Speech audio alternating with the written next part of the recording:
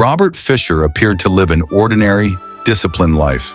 He worked as a respiratory therapist in Arizona, enjoyed hunting and fishing, and was known by neighbors as quiet and reliable. From the outside, his life looked stable: a wife, 2 children, and a home in a peaceful neighborhood. But behind closed doors, the image was slowly collapsing. Fisher's marriage was filled with tension. Friends later described him as controlling, rigid, and deeply afraid of losing control. Divorce was looming, and to Fisher, separation wasn't just personal loss, it was public failure. The life he had carefully constructed was slipping away. In April 2001, everything ended. Investigators believe that late one night, after his family went to bed, Fisher murdered his wife and 2 young children inside their home.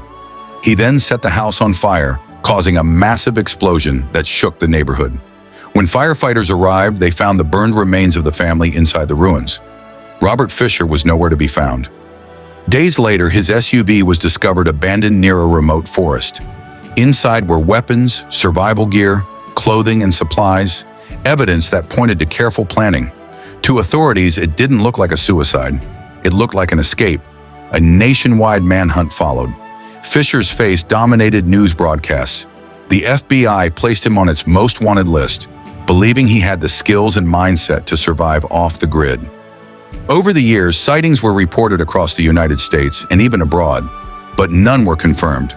Time passed, leads dried up, and the trail went cold. More than 2 decades later, Robert Fisher has never been found. No body, no arrest, no answers.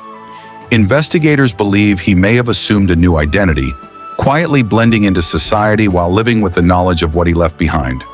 The case remains open and unsettling because it forces a terrifying question.